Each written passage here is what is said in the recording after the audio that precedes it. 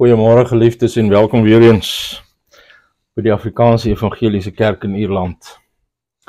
Geliefdes, vanoggend wil ek met julle gesels oor die pad na Emmaus, teleurstelling en hoop. Die pad na Emmaus, teleurstelling en hoop. En geliefdes, vanoggend is die skrifgedeelte Lukas 24 vers 13 tot 35. Lukas 24 vanaf vers 13 tot 35, en omdat dit 'n redelike lang gedeelte is, gaan ek dit nie soos normaalweg voor die boodskap lees nie. So maak maar die woord oop en hou maar by, en dan kan julle die verse, soos wat ek dit noem in die boodskap, dan nou net nagaan. Dit is in elk geval 'n baie bekende gedeelte. Maar ja, dit nou daar gelaat. Voor ons dan begin, kom ons maak die oë toe en ons groet ons Hemelse Vader. Goeiemôre Vader. Hoe wonderlik is dit, wat 'n voorreg is dit. Nie net om vir U te kan môre sê nie, maar om U Vader te noem. Die Skepper, die Heerser van die heelal, is my Vader. Hoe wonderlik, Here. Here, en daarom weet ons dat ons by U kan kom sit in U teenwoordigheid en vir U kan sê, Vader, hier is U woord, breek dit vir ons oop soos brood, sodat ons kan eet, sodat ons kan hoor, kan verstaan, en dit in ons harte kan bewaar. Here, en ek vra dat U elkeen wat luister vanoggend op hierdie manier sal seën, en ek vra ook, Here, seën my, raak my lippe aan, en spreek U deur my. In Jesus naam. Amen. Geliefdes, daar is 'n verhaaltjie van 'n 5-jarige seentjie in Texas wat sy gesin het om meegedeel dat hulle na die Grand Canyon toe gaan, dat hulle gaan besoek, en hy het gevra en hulle het vir hom gesê, jong, dit is iets wat groter is as die middestad van Dallas. En hy kon skaars wag om dit te sien, en toe hy uiteindelik daar aankom, het hulle gesien, hy lyk half teleurgesteld, en hulle het vir hom gevra hoe dit aan sy verwagtinge voldoen, en met 'n effense frons het hy gesê, ek het gedink, julle het gesê, dis 'n groot kanon. So hy het waarskynlik gehoop dat hy gaan sien, hoe word hierdie massiewe kanon afgevuur. Met ander woorde, wanneer jy hoop vir die Grand Canyon, dan kan jy selfs deur iets so skouspelagtig soos die Grand Canyon teleurgestel word.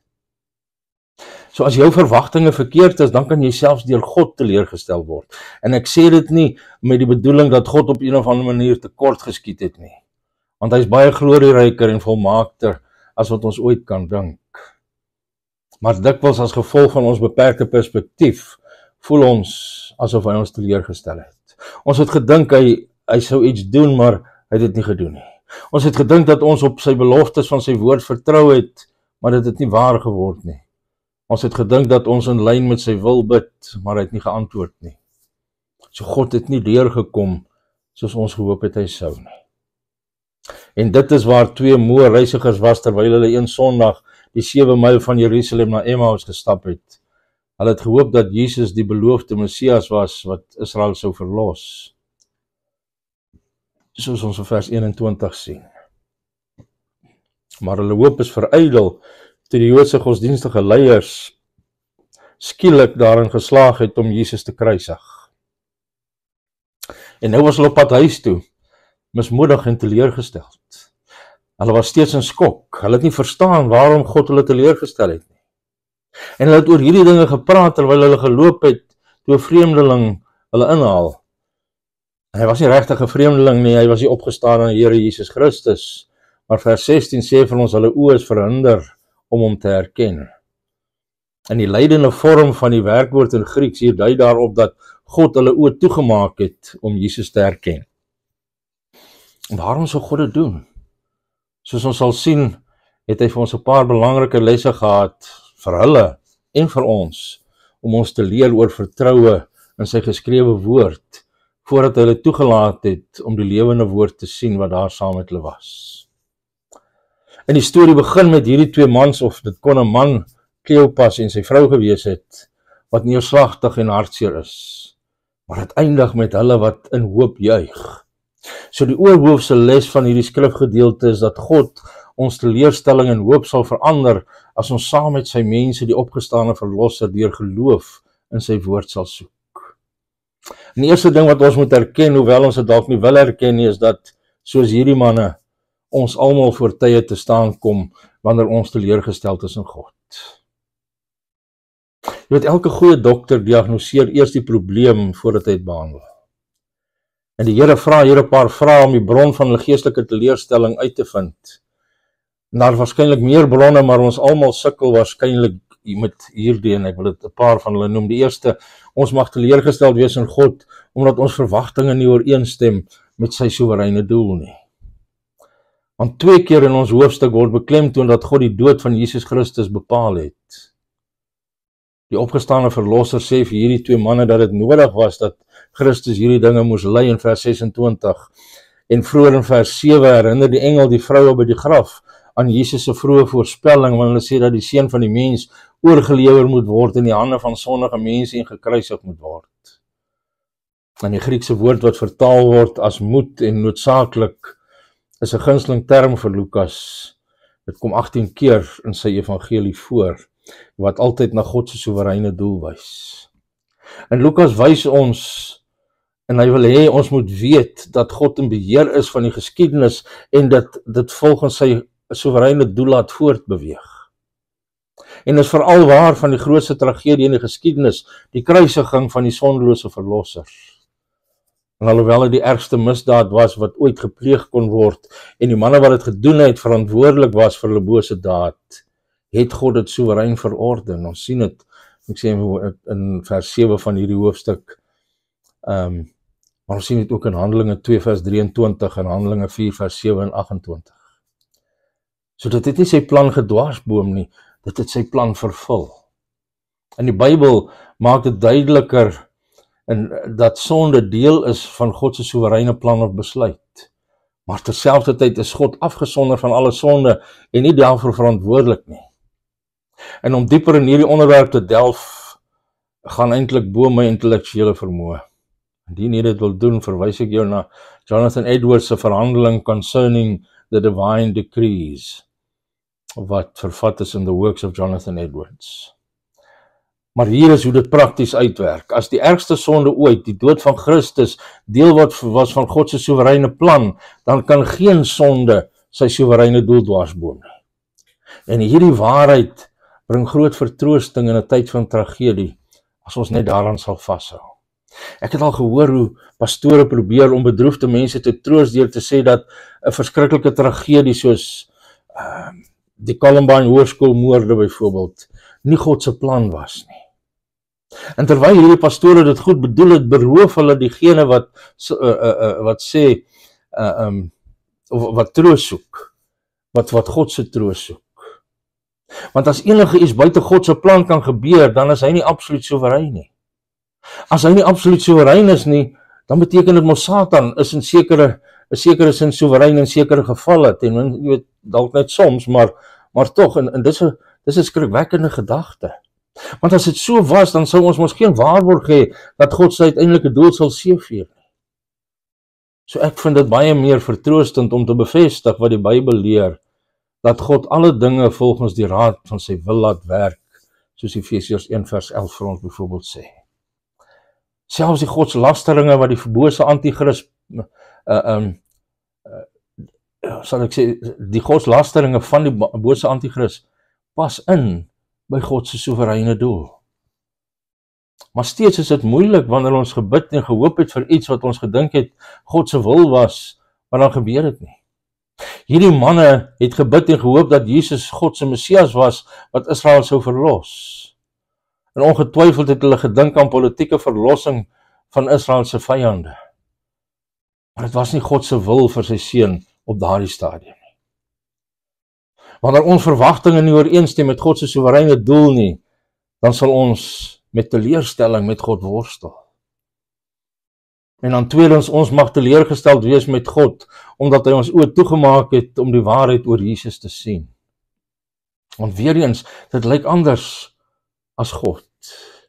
Is dit nie sy vriendelike wil dat sy mense versekering en troos en hoop het nie? Waarom sou hy dan nou oë toemaak om die opgestane verlosser te sien? En die antwoord is omdat hy 'n beter rede en 'n beter tyd gehad het. God het ook die disippels se gedagtes toegemaak sodat hulle nie Jesus se gereelde verwysing na die kruis kon verstaan nie, soos ons in hoofstuk 9 vers 45 gesien het en weer in hoofstuk 18 vers 34. God het geweet dat dit die beste was vir hulle om deur die wanhoop en verwarring van die kruis te gaan voordat hulle in die volle lig van die opstanding uitkom, en daarom het hy hulle gedagtes toegemaak om die duidelike stellings oor Jesus se dood te begryp. En tog weet God wat die beste vir ons is, en daarom sluit hy soms ons gedagtes vir 'n tyd toe, vir die tydelike leer van die skrif, of vir die duidelike leer van die skrif, sodat ons lesse sal leer wat ons nooit sou geleer het as ons dit van die begin af verstaan en omhels het nie. Charles Spurgeon het daarop gewys dat ons almal van nature as Arminiane gebore word en dat God ons oë moet oopmaak vir sy glorieryke waarheid van sy soewereine genade. En Spurgeon vertel van sy eie ervaring as 'n jong gelowige om in die kerk te sit en nie veel aandag aan die preek te gee nie. En skielik eendag het die gedagte hom getref: hoe het jy 'n Christen geword? En hy het hom in sy binneste geantwoord: ek het die Here gesoek. En die vraag, maar hoe het jy die Here gesoek? En die waarheid het deur sy gedagtes geflits. Ek sou hom nie gesoek het nie, tensy daar 'n vorige invloed in my gedagtes was om my hom te laat soek. En hy het in 'n oomblik besef dat God agter alles was, dat hy die outeur van sy geloof was. En van daardie dag af het Spurgeon sy bekering geheel en al aan God toegeskryf. En ek het verkeerde dinge geglo en geleer, soos om sielkunde saam met die Bybel te gebruik. En destyds het ek myself verdedig en gesê dat ek slegs dit gebruik wat in lyn is met Bybelse waarheid. En toe God my oë oopmaak, het hy dit gebruik om my te help groei in bekering, in nederigheid en genade teenoor ander wat verkeerd is. Maar soms kan ons teleurstelling met God ervaar, omdat hy ons oë vir die waarheid toegemaak het, want hy het 'n dieper les om ons later te leer. En derdens, ons mag teleurgesteld wees met God, omdat ons dwaaslik op 'n deel van sy woord gefokus het, maar nie op die geheel nie. Sien, die disippels was almal vinnig om op die heerlikheid van Christus se koninkryk te fokus, maar hulle was stadig om die lyding te begryp wat hierdie heerlikheid moes voorafgaan, soos ons in vers 26 sien. En hulle dikwels gedink, sal dit nie wonderlik wees as ons almal daar is en in heerlikheid saam met Jesus regeer nie. Maar op een of ander manier het hulle die skrif oor die hoof gesien, wat die lyding en die dood van die Messias as die offer vir die sondes van sy volk voorspel het. Hulle het tereg gedink dat Jesus Israel sou verlos, maar hulle het nie verstaan dat verlossing die offer van homself as die lam van God vereis het nie. En let op die klem in verse 25 en 27 op al, wat almal beteken. Hulle was dwaas om nie alles te glo wat die profete gespreek het nie. En hy het begin met Moses en al die profete en vir hulle die dinge aangaande homself uitgelê in al die skrifte. Sien, hulle fout was om op sekere dele van God se woord te fokus, maar ander dele te ignoreer. En ons is dikwels teleurgesteld in God om dieselfde rede. Ons hou van al die beloftes oor die dinge, of die goeie dinge wat God vir sy kinders sal doen. Maar wat van die belofte van 2 Timoteus 3 vers 12, wat sê, almal wat in Christus Jesus toegewy aan God wil lewe, sal ook vervolg word. Het jy daai een in jou belofteboks? Wat van Hebreërs 12, wat dissipline beloof vir al God se ware kinders? Wat van die vele verwysings na die stryd en oorlogvoering van die Christense wandel? As ons slegs op 'n deel van God se woord fokus, sal ons teleurgesteld wees wanneer beproewinge toeslaan, soos hulle sekerlik sal.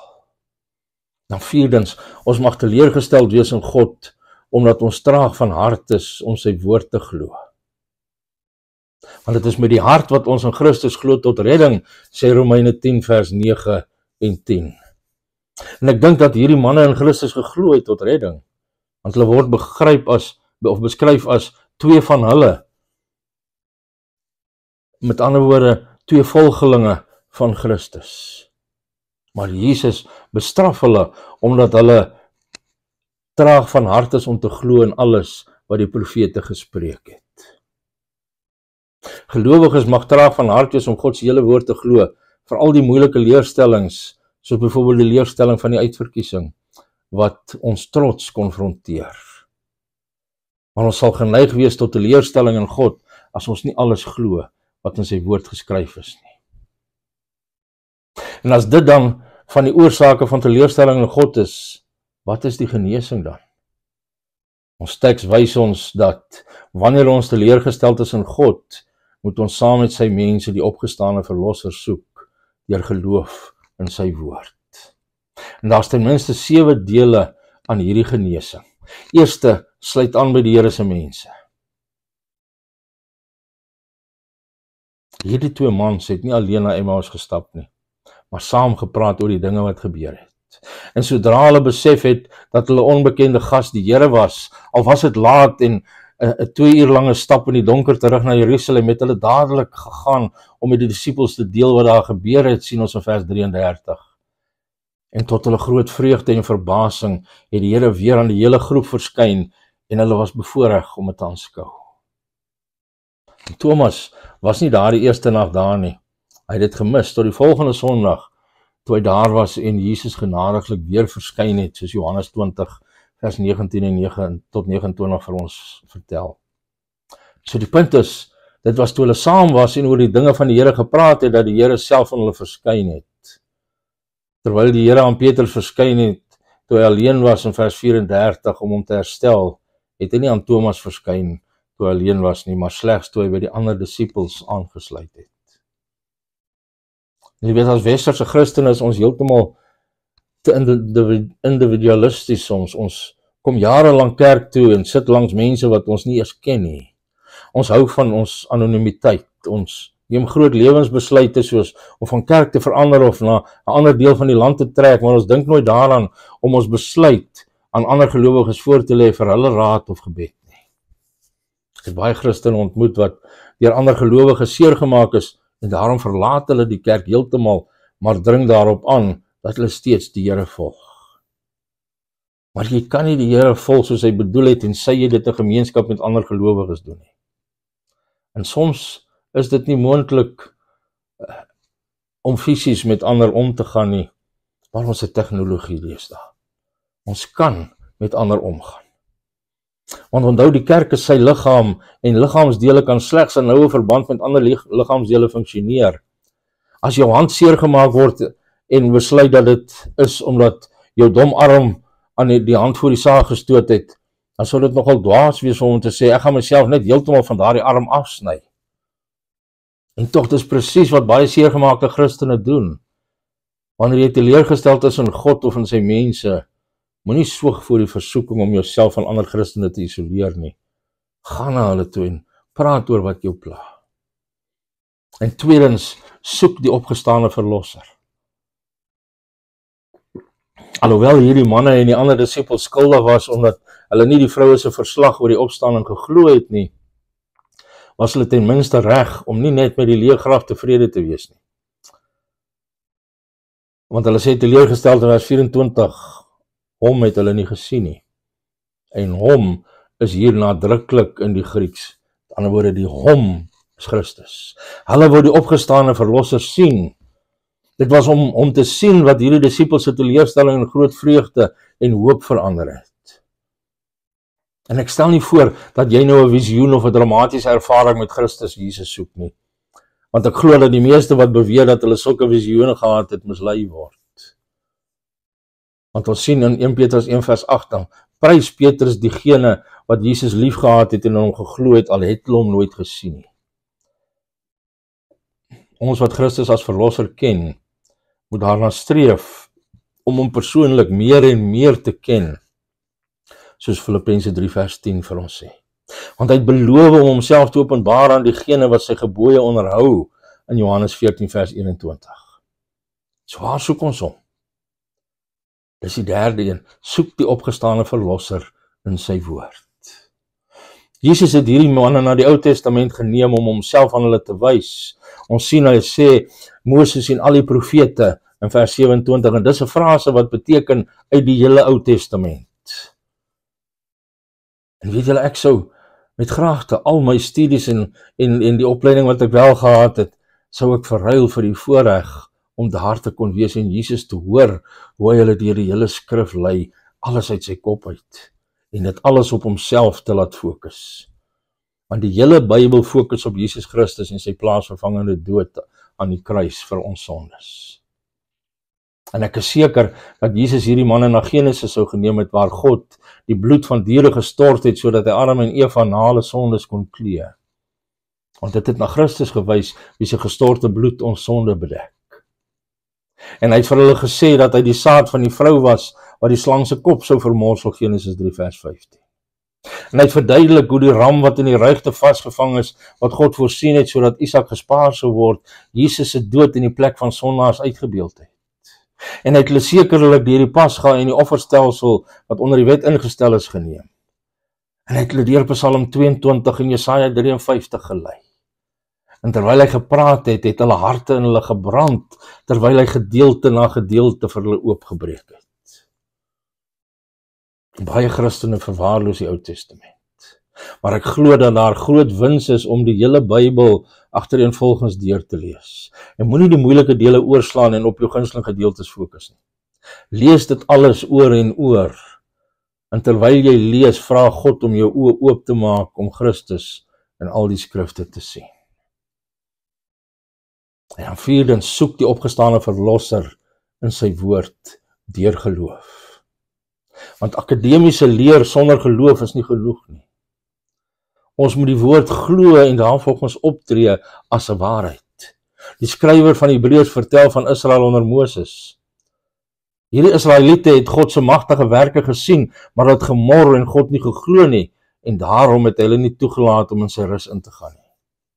En dan waarsku in Hebreërs 3 vers 12, as jy broers, julle moet toesien dat daar nooit by een van julle 'n verkeerde, en eintlik is die regte vertaling hier, dis die verkeerde gesindheid, is eintlik 'n bose hart van ongeloof ontstaan, en hy van die lewende God afvallig word nie. Ons skud soms ongeloof af, asof dit geen probleem is nie. Maar God verbind die woorde boos en ongelowig aan mekaar. So om God nie te glo nie, is om hom te belaster, asof hy nie goed is nie. Ons moet ons ongeloof bely en daarna streef om God se onfeilbare woord van waarheid te glo. Dan die 5de punt, behou 'n leerbare hart wanneer die Here jou bestraf. Want Jesus bestraf hierdie 2 manne, en tog het hulle hom kort daarna in hulle huis genooi om meer te hoor. Dis die regte manier om te reageer op die teregwysings van God se woord. Want 2 Timoteus 3 vers 16 sê ons vir ons, die hele skrif is deur God geïnspireer en het groot waarde om in die waarheid te onderrig. En wat volg daarop? Om dwaling te bestry, verkeerdhede reg te stel en 'n regte lewenswyse te kweek. En toe Paulus Timoteus hier aangespoor het om die woord te verkondig, het hy hom meegedeel dat die manier om dit te doen is om te weerlê, te bestraf, bemoedig, deur met alle geduld onderrig te gee in 2 Timoteus 4 vers 2. En so baie in ons tyd wil hê dat hulle ore deur leraars gestreel word volgens hulle eie begeertes. Maar as jy nader aan die Here wil kom wat heilig is, dan moet jy 'n leerbare hart hê wanneer sy woord vir jou sê wat 'n gebrek aan begrip en wat 'n traagheid van gees, soos vers 25 vir ons sê. En dan sestens, smeek die Here om by jou te bly. Want na hierdie wonderlike bespreking op die pad het Jesus opgetree asof hy verder as hulle dorp sou gaan, maar het hom ooreed om daardie nag daar by hulle te bly, soos ons in vers 8 en 29 sien. En net soos die Here se vroeëre vrae vers 17 en 19 die doel gehad het om hierdie manne uit te lok om hulle te leer, so was sy optrede asof hy verder sou gaan om hierdie uitnodiging van hulle te ontlok. Hulle het hom ingenooi en hy het hulle aanbod aanvaar. Hy kom altyd in die hart en die huis waar hy genooi word. Maar let op dat alhoewel hy as gas hulle huis binne gegaan het, hy vinnig die rol van gasheer en eienaar oorgeneem het. Want normaalweg sou die eienaar van die huis die brood gebreek het en het seën, maar Jesus het daardie rol hier aangeneem. So onthou, as jy die Here smeek om in jou hart te bly, wees voorbereid. Hy is nie 'n beleefde aandete gas nie. Hy neem oor. En dan 7de, wanneer die geestelike hoogtepunte eindig, gaan voort in geloof, in die woord en in gemeenskap met ander gelowiges. Want skaars het hierdie manne die Here herken te verdwyn uit hulle sig. Hulle het nie eens tyd gehad om nog enige verdere vrae te vra nie. Jesus wou hê hulle moet weet dat hy leef, maar ook dat hulle nie sy fisiese teenwoordigheid sou ervaar, soos hulle voorheen gedoen het nie.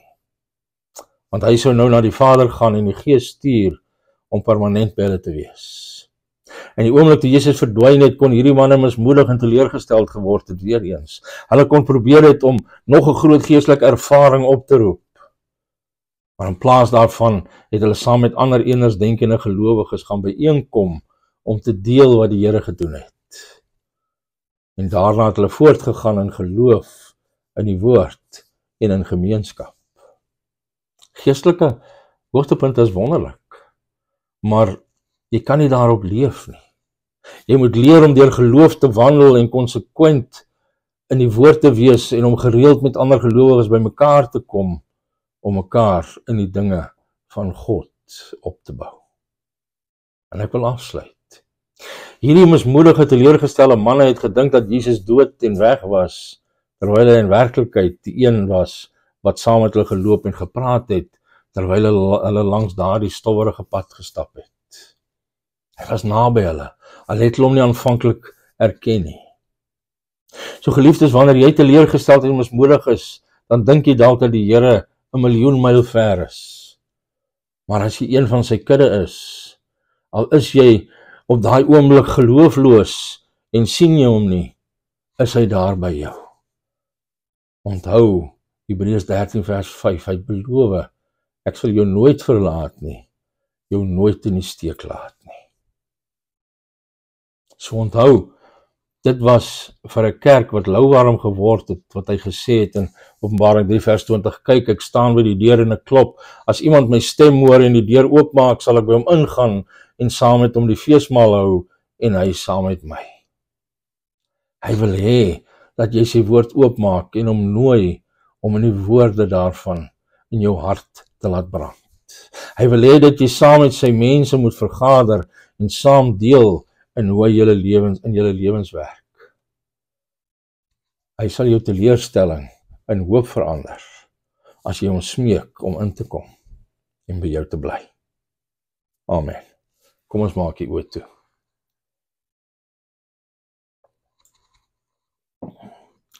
Here, hoe wonderlik, wat 'n wonderlike ervaring het hierdie manne beleef in hulle hoop, of in hulle wanhoop, in hulle mismoedigheid. Dan kom U en U rig hulle harte op en U gee vir hulle 'n hoop wat nooit beskaam nie. Here, ons vra, gee dit vir elkeen van ons, dat ons dit in U woord gaan soek en sal vind. In Jesus naam. Amen. Geliefdes, dankie dat julle saam geluister het. Mag hierdie boodskap vir julle vanoggend tot stigting wees. Mag dit voedsel vir julle siele wees, om te weet al is jy hoe moedeloos. Wanneer jy dink dat God nie vir jou deurgekom het nie. Wanneer jy teleurgesteld voel in God, onthou hierdie les, onthou hierdie boodskap.